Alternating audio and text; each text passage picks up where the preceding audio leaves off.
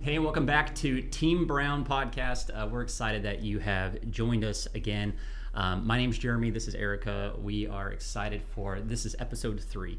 And so our backstory, as you've heard maybe on the first or second episode, is that we have gone through relational issues in the past. So we've actually gone through divorce ourselves with each other and got remarried. And so we're excited to come and share about some of the lessons we've learned over the course of the last 15 and 20 years, and how maybe some of those lessons can not only help you in your relationships, but also help you maybe in parenting and things like that. And so we hope that as you're listening to our episodes as well, that you're having fun with us.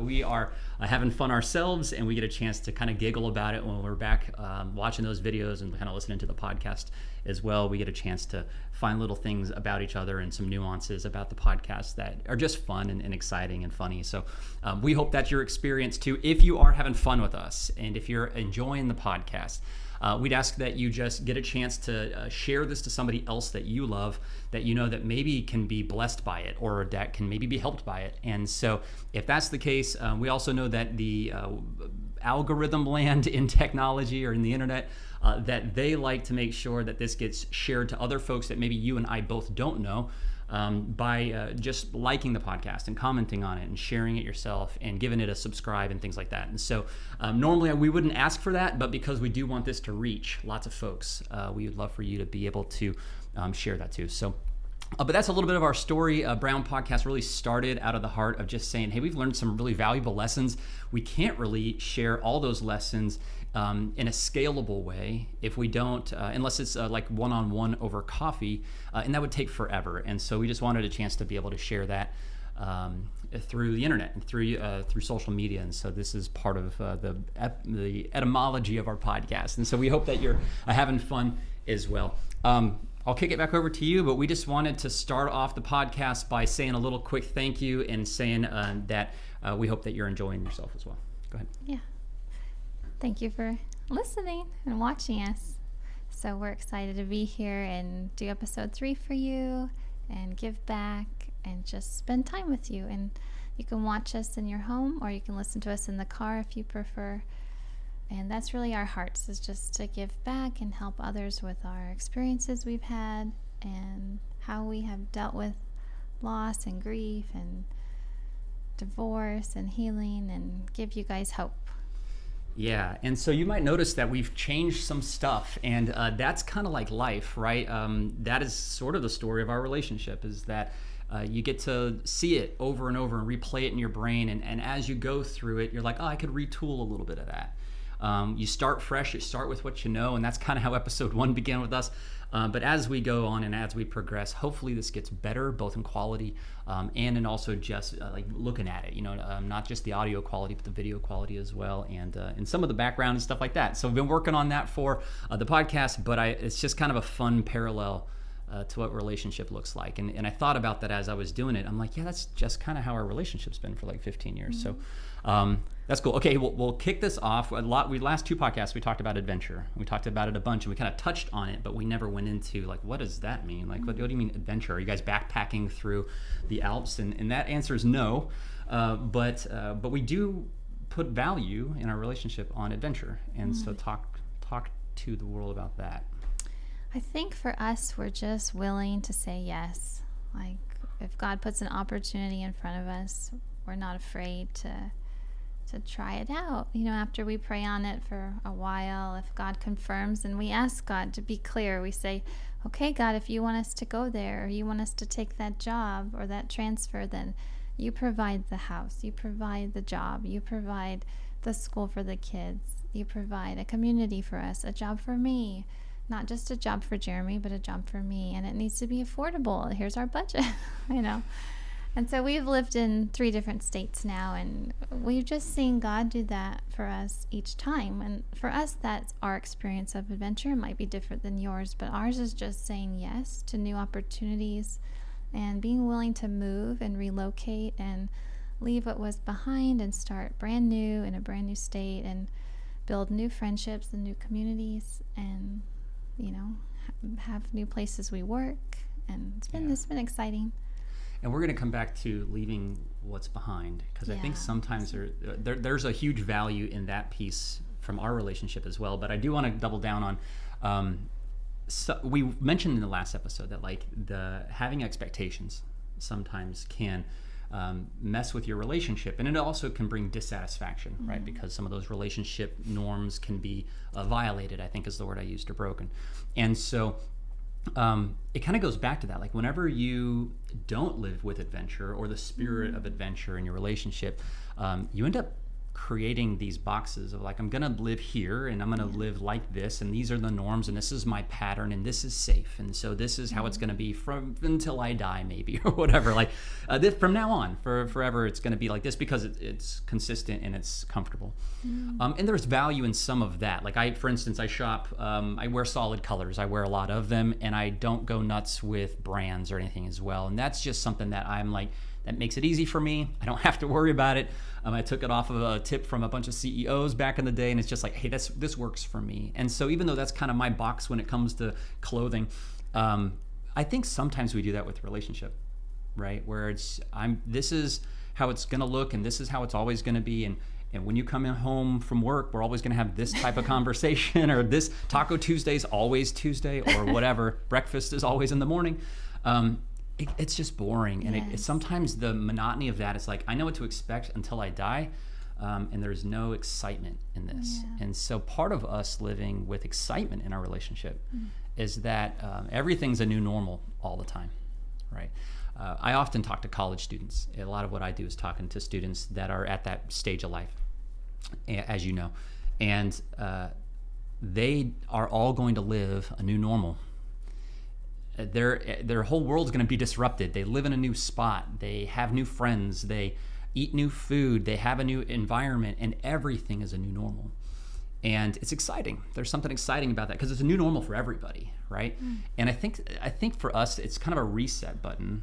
Every couple years. For us, for whatever reason, we're kind of nomads. Some people throw shade at us for that, but that's okay. We say, hey, we're open to whatever God has for us next. And let's just do that. And so it's exciting and it's fun, but it also doesn't come without its sacrifices. It doesn't come without some of its physical labor and pain points. And so talk with us through that. Well, it's a lot of fun. It's a lot of fun to move and see new things and visit new places and meet new people. And I just always trust, like, God, put me with the people you need me around most. Like, put me with the people at work or in the neighborhood or whoever I'm going to be in contact with. Put me where you can use me most. That's the cry in my heart. But it's also just fun for our kids, and, you know, all the things we get to try and learn together, and it forces us to grow and be out of our comfort zone, which I think is really healthy in a marriage. You don't ever want to get stuck with just being comfortable. You want to continue to grow yourselves and push yourselves to new limits, and try and take risks. That's how you grow, is you take risks, and you're just willing to try new things, just like food. Like, try new food. Like, Jeremy and I love new food, so that's kind of another way you can think of adventure, is just like you try new food, you know, try new places, try new people. I mean, it's just fun. Talk about food real quick, because this is fun. You guys might laugh about this, but for us, whenever we first got together, we both grew up in a different food environment, and by that I mean my family has cooked Mexican food our whole life. We lived in Phoenix or the Phoenix area, and so there's a huge Hispanic influence when it comes to food, specifically Sonoran Mexican food.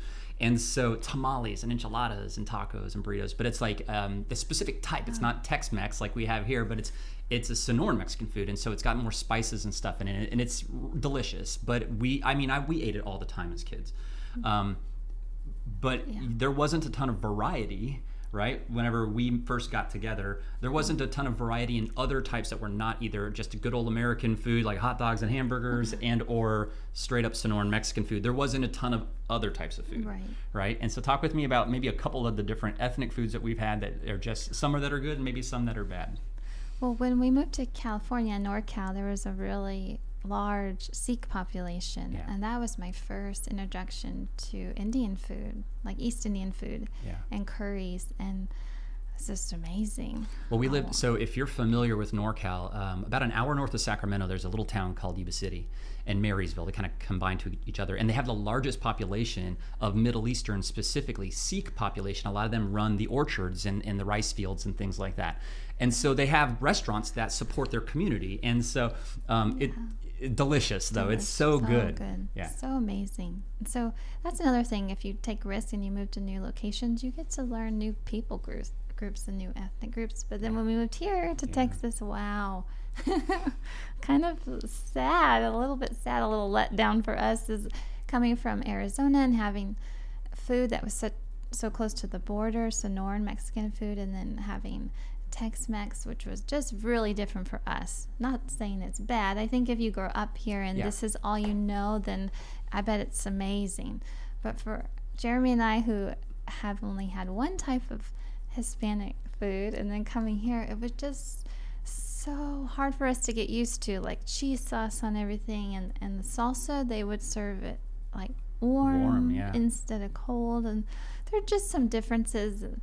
It didn't taste the same. Like if you've ever traveled through Texas, or if you live in Texas, you'll know that it's just different. It's a different type of Mexican food. So that's funny. Yeah, I mean, for some, we've liked Thai food, right? And like so, like having pho and having different types of Thai bowls is really good. But then on the flip side, we did a trip out to Louisiana and had Louisiana cuisine. It was actually a lot of things. It was etouffee and gumbo and other stuff, and so we liked some of that, and some of it was like we weren't raised on this either, and so but that goes back to the excitement part, though, right? For us is it goes back to it's fun even if you don't like it. It's fun to get exposure to something new because it's not the same old Taco Tuesday. Oh, and the crawfish, that was so hard for me. Little eyeballs looking at me. Because you have to like crack them up. We've got pictures. Hopefully I can splice them into this. It's hilarious. We've never experienced this before until we moved to Texas, and we were really close to Louisiana, so we just drove there and tried their food. And we thought we'd get crawfish because everyone seems to love it here in Texas and talks about it a lot. And they do like boils. Is it called a boil? Yeah, like a crawfish boil. And so here we are served. We had not a clue what we were doing. Everyone's in there with their like mittens and their like bibs and just really prepared. We're just using our hands and we don't know what we're doing. And it just was like, it was a different Not experience. Sanitary, that's for sure. No. Well, and so like another part of excitement or adventure for us that brings joy to our relationship because it's just out of the box, right? Is vacations. And when we do vacations, our type of vacation is unplanned as much as we can. By that I mean we might plan, hey, let's figure out how we get there, either by car or by plane, but then also let's buy tickets for the big major event. But when we're there, it's no plan. And so we went to Greece that way. We on our honeymoon years ago, we went to Greece and we figured out how to get there, figured out a hotel. But other than that, it wasn't like, hey, we're going to go from here to there to this, and then we're going to make sure we have an hour-long shuttle break to go to it was none of that. And so for about a week or two, we spent time just kind of on foot with backpacks walking around. And although there's risk in that, we found a lot of joy out of that, and we've been able to reference it a lot as a relationship. That's hilarious. That's our Greece trip is probably why we now are just spontaneous and we don't make plans, because we had planned that trip because it was our honeymoon, and that was, quite a bit of money to travel internationally. And the package we did, I forget what it was on, like Expedia or something. On one of those travel sites. So, it comes with the airfare and the week of the hotel stay. And it was beautiful. It was advertised just beautiful on the website. These pictures were amazing. It looked like Santorini is what it looked like. Right. So we showed up, and that is not what it was. It was not Santorini. It was like this little roach motel. Like elevators can only fit one person. We got up to our hotel room. I just started bawling on the bed because it looked very like scary, and there were, the electricity is different there, so I'm trying to find the light switch because it was dark.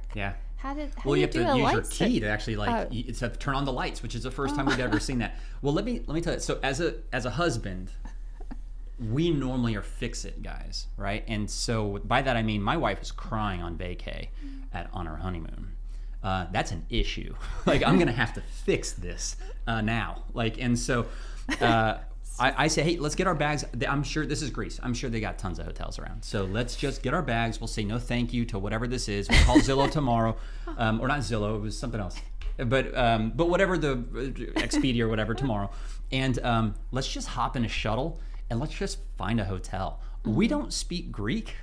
We also don't understand how public transportation works, but it was all the risk, but it ended up having reward, right? Like, we ended up finding a place that was right next to the place where everybody goes, the Parthenon, and got a chance to spend 5 or 6 days on their week package in one of the most prettiest hotels, right close to everything, and it was just really awesome. So. Yes, it was.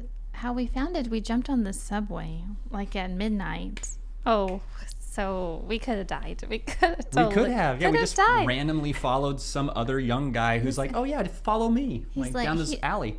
He had very broken English, and he encouraged us to follow him. We're going over railroad tracks like at midnight in Greece. We don't speak one word of Greek. We just followed him, and we trusted him, and he led us, and we found the Herodian Hotel, which was gorgeous. I mean, had the best milkshakes, and the top balcony. They had an olive garden. An olive garden, yes. Like a legit garden of olive trees on the ceiling. So an olive garden. It was so beautiful. Yeah, it was fun. They had an atrium in there.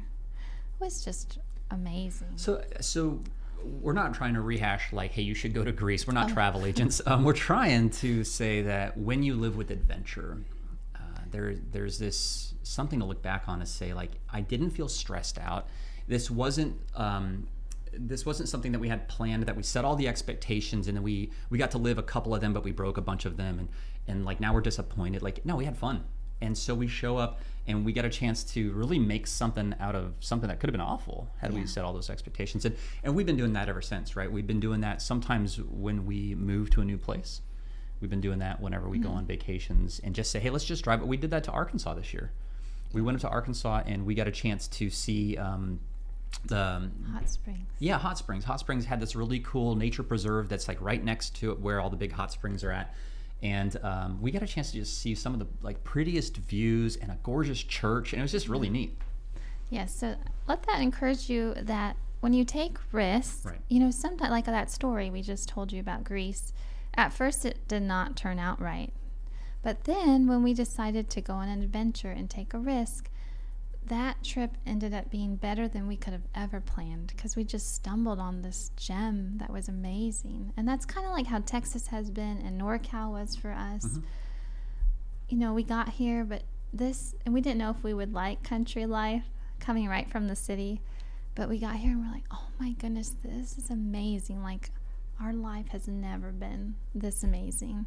And that can be true in your life too. When you take risks, you don't expect it to happen, you're not planning for it to happen, but you actually might like it better after going through that hard season and taking a risk. Yeah, absolutely. And I think it's just something new. You know, it's you hate to go to a place. Let's say you go to work every day. You hate to sit in that cubicle 9 to 5 and do the same thing, or you hate to, you know, or at least I do. I hate to have monotony. I think it's just boring. You hate to go sit in a church and hear the same service every week in and week out. You want it to be variety. You want there to be something that's engaging and motivates you and gets you passion. And I think that's the same about marriage. That's the same about just staying on your toes. It doesn't come without sacrifice. I mean, there in every single state and every single vacation, there's been times when we've had to look at each other and just be like, let's just do what's next.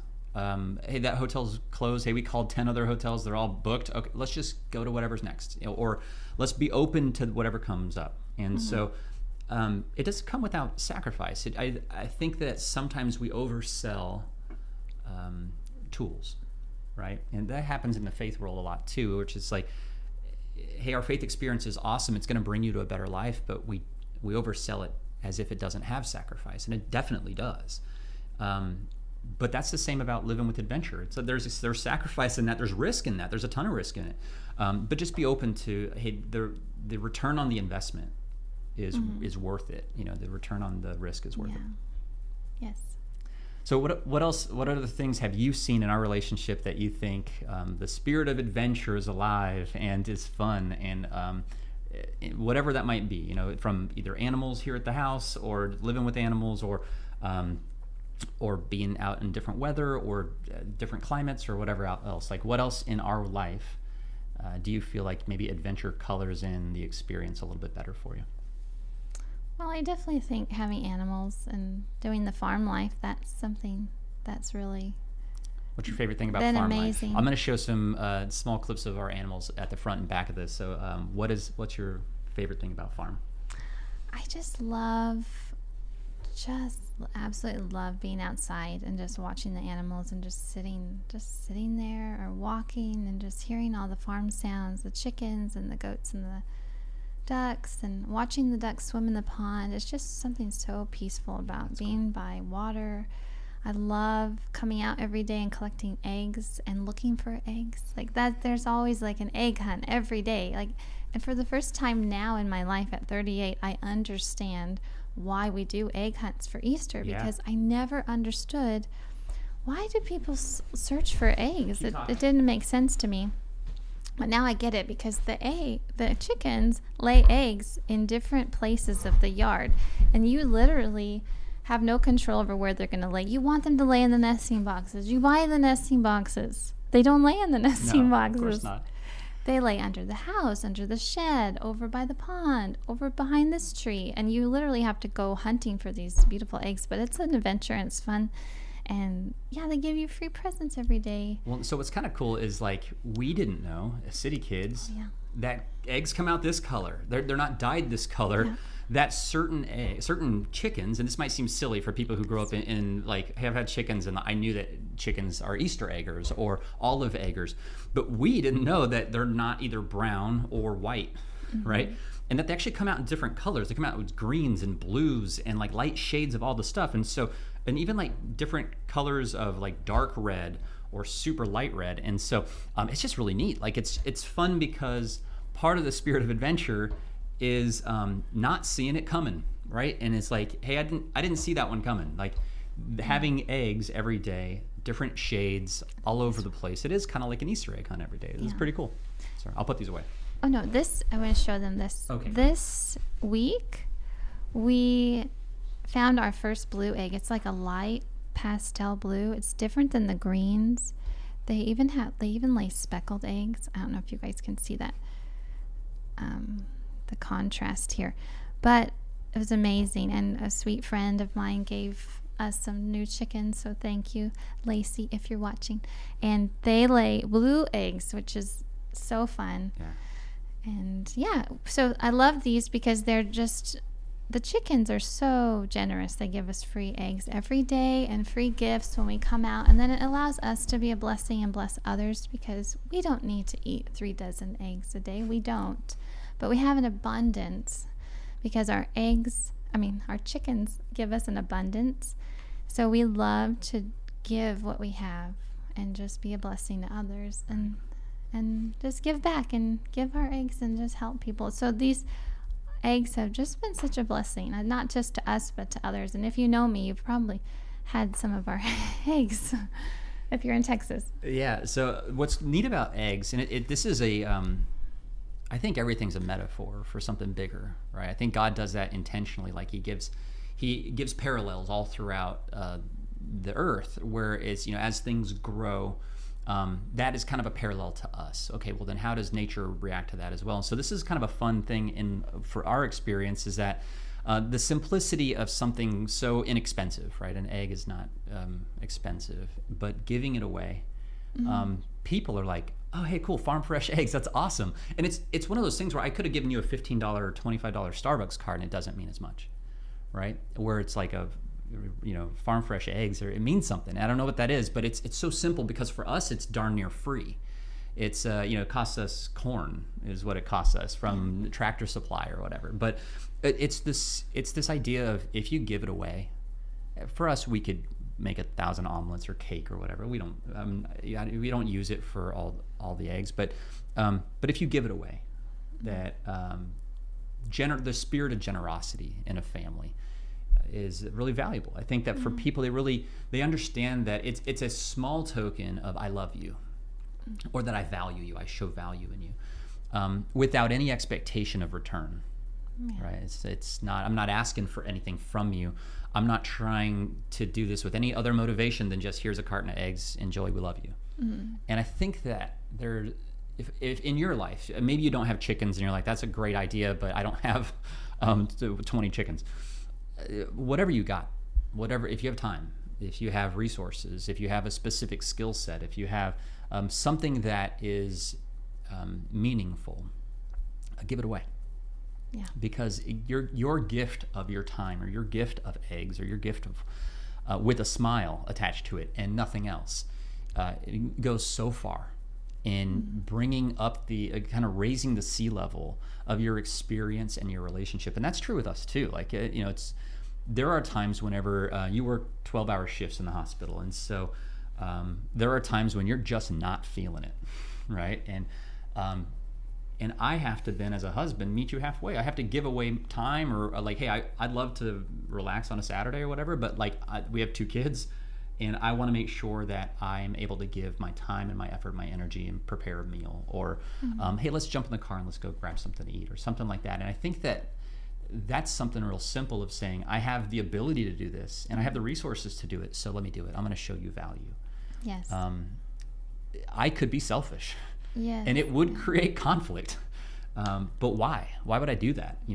You above everything. And so like that's the attitude, that's the position of my heart, is, you want to make sure that you can give. Yes. And he does help me so much when I work at night. He takes care of the kids and makes sure they're fed. And if they have leftover homework, make sure they're doing that. And they're, brushing their teeth and staying alive. And keep them alive. That's lesson number 1. Keep them alive. So it works out really well. We haven't had to do daycare with me working nights, which has been the reason for me doing nights. And the beauty of it is I'm just part-time, and Jeremy, I work around his schedule because he's days, and it's just always been a beautiful exchange, and it's worked really well for our family. So it's just about being a team. That's how we be a team. I sacrifice sleep, but I do that for my kids and my family, and it's worth it, as in they can just be with us, and they're always with mom or dad, so it's worked out really nicely. Yeah, Team Brown. So talk about generosity outside of just eggs. Talk about generosity, kind of a position of your heart in generosity, because you do this really well. It's a learned behavior from me. It's not something that I think is a knee-jerk response in my life, but it's something that I think it's always been something that you pivot from, is a spirit of generosity. So talk through that. Yeah, I don't know where that comes from. Like, I can't go back and pinpoint, this is what made me generous. But I even remember being little, and my family watching this probably remembers this. I think I remember my mom telling me that I had a birthday at my grandpa's fish and chips, and there was a cake there for me, and I saw like a little girl outside that looked homeless and dirty, and I was young. I was maybe 9 or 10, and I told my family, I don't want to eat all my cake. I want to go give it to her and her family. Wow. And I took my birthday cake outside of the fish and chips, which at that time I believe was in Wickenburg or Tonopah in Arizona. And I gave it to this family, and I just wanted to give it away. So there has been something in me since a child where I just want to give my life away, my experiences, my hope, my love, my kindness, my eggs, whatever I have, I promise I will give you. I might not have a lot of money, but I have time, and I have advice, and I have encouragement, and the same, I think, just how we live our life now. I mean, not that we started this with the idea of talking about this, but it's a Bible reference. It's the idea of the disciples walking past the man where he was asking them for money, and he said, we don't have money, but what we do have, we'll give, right? And so it's the simplicity of generosity. It's the simplicity of living from your heart position that way. And I think that it enhances your relationship. It enhances your parenting, and it enhances even external relationships outside of your house. But I think there's a lot of value in it. Yeah. So what else? Okay, so we talked about adventure. At least finally we got to adventure. We also talked about generosity. Yes. Is there anything that you'd like to tag onto the back? We're trying to keep them short, but I am super long-winded. That's completely my fault, not hers. So, but is there anything else that we're missing before we end this podcast? Well, I think to go with what you said, that is biblical. The Bible says, "Given it shall be given." So I think that is a good metaphor for life. Give love and it will be given. You reap what you sow. Yeah. So you give kindness and you'll receive kindness. This is a great example, actually, the eggs. I know we keep coming back to eggs. We don't plan these. We just ask God to help us share whatever he puts on our hearts. So, Yeah. But the eggs, I'm going to give you a good, practical, tangible example that happened to us in the last few weeks. So I've been giving eggs away since we've been receiving eggs. But a few weeks ago, someone reached out to me and said, "Hey, do you want some chickens?" And she was generous to us and gifted us 10 chickens. And I told Jeremy, we're being given 10 chickens. That is going to increase our egg supply. We're going to be able to bless so many more people now with these eggs because we're going to be getting more eggs every day. And I feel like that is a great example of given it shall be given. You reap what you sow. We give eggs, and what happens to us? God gives us 10 chickens. So just let that encourage you in your life that, just be generous. Be generous with what you have and just watch what God does for you. Yeah, and we recognize that not everybody who's listening to the podcast is at the same place in faith, or maybe not considering faith at all. And this might seem kind of hippy dippy to you or whatever. We believe it and we live it because we've experienced it. And it's not a way of trying to walk you down the path that we've walked down directly with faith, but it is to say that this is a part of our life that's enhanced our marriage. This is a part of our life that really fills in our parenting.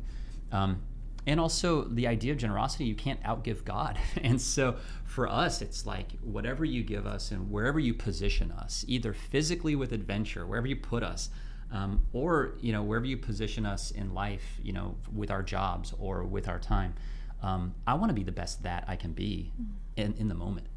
And God allows us to be that way when we follow the things that he's already set for us thousands of years ago. And so we stand on those things in our faith experience. We stand on those because we've seen them work well for us. We keep going back to God's faithful.